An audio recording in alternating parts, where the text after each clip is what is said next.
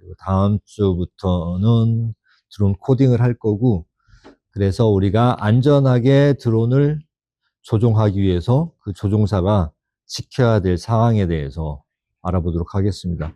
여기에 있는 내용들이 많은데요. 이거를 기억하는 방법은 단 한 가지예요. 딱 한 가지. 뭐냐면은 안전에 관련된 사항들이에요. 다 보시면은 드론이 우리 실생활에서 활용을 하면서 안전하게 활용하기 위한 방침이라고 보시면 될 것 같아요. 1번, 낙하물 투하 금지.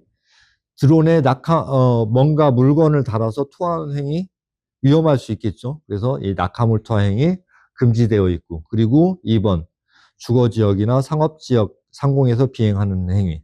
이것 역시 드론이 비행하면서 안전사고가 발생할 수 있기 때문에 금지되어 있는 사항이고요. 그리고 관제공역, 통제공역, 주의공역. 관제공역은 비행장 주변을 이야기하는 거고, 통제공역이나 주의공역은 군 훈련 상황이라든가 군 지역들, 이 주변으로는 이런 공역이 만들어져 있고요. 이런 데서는 비행이 금지가 되어 있는데 무조건 안 되는 건 아니고요. 비행 승인을 받으면 비행을 할 수가 있다. 이렇게 보시면 될 것 같습니다.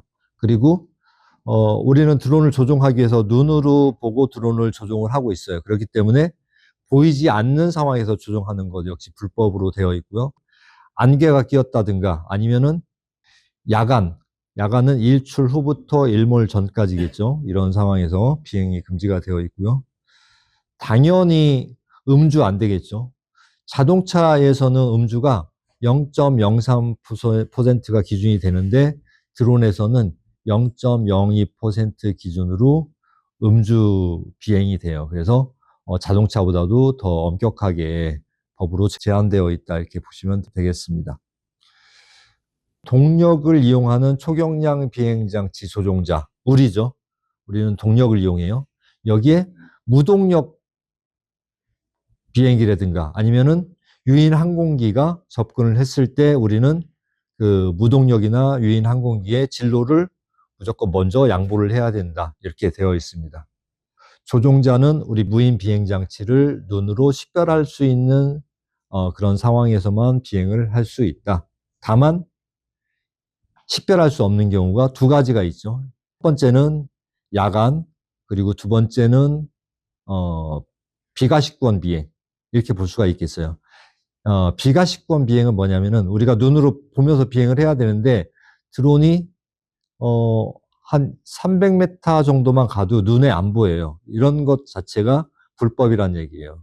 근데 이런 상태에서도 불법인데 비행을 할 수가 있어요. 특별 비행 승인 신청, 야간 비행 신청이라든가 비가식권 비행 신청을 받고서 하면은 할 수가 있다. 단 승인을 받는 조건은 유관 비행 때보다 좀 까다로워요. 그래서 비행 승인을 받을 수 있는 기간도 한 달 정도가 소요가 되고요. 이 승인을 받기 위해서는 여러 가지 안전장치에 대한 서류 제출이나 이런 것들도 필요하고 공공의 목적으로 비행을 할 때만 승인이 되도록 그렇게 되어 있습니다. 우리가 비행을 하는 데 있어서는 높이가 제한이 되어 있어요. 그게 150m까지가 되어 있는데 그 기준이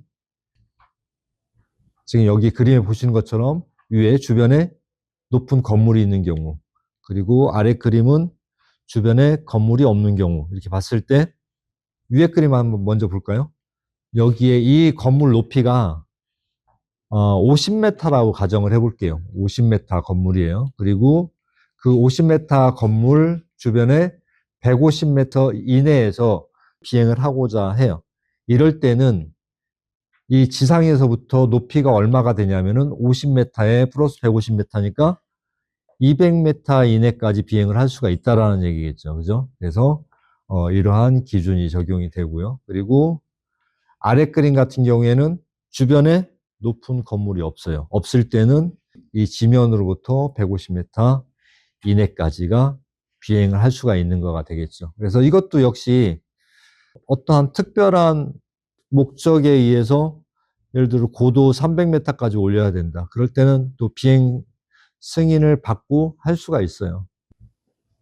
그리고 드론 비행을 하다 보면은 여기저기 비행할 수 없다라는 데들이 굉장히 많아요. 특히 이 서울시 같은 경우에는 비행 제한 구역, 비행 금지 구역에 대부분 들어가 있습니다. 그래서 그 대표적인 비행 금지 구역에 대해서 살펴보도록 할게요. 공항 관제권은 지금 여기는 그 김포공항, 인천공항, 서울공항이 있죠. 우리 주변에. 여기에서 공항 중심으로부터 거리가 9.3km.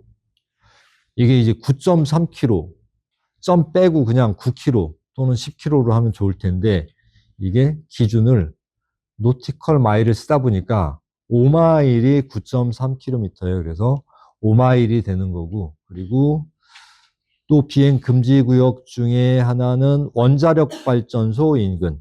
우리나라의 원자력 발전소가 몇 군데인지 잘 모르시는 분들 많으실 거예요. 저도 잘 몰랐어요. 몰랐는데 원자력 발전소가 4곳, 그리고 원자력 연구소가 1곳, 이렇게 해서 우리나라에 총 5곳이 원자력 발전소, 이게 비행 금지 구역으로 되어 있고요. 여기에는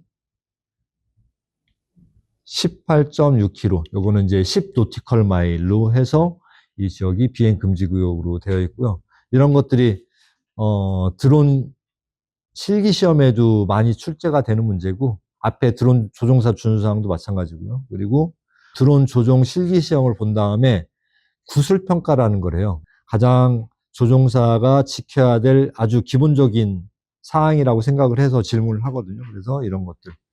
원자력 발전소, 뭐, P61, 62, 63, 64, 65까지 이렇게 있고요. 그 다음에 여기 빗금친 부분 있죠. 이 부분이 P518 지역, 강원 북부 휴전선 쪽, 이쪽 군사지역이죠. 군사지역이 이어서 여기도 비행 금지 구역으로 되어 있고, 비행 금지 구역에서도 내가 비행 승인을 받을 수가 있어요. 이 지역에 있는 교육원들도 많이 있어요. 그래서 비행 승인을 받고 그렇게 훈련을 하고 또 비행도 하고 그렇게 하고 있다, 이렇게 보시면 될 것 같습니다.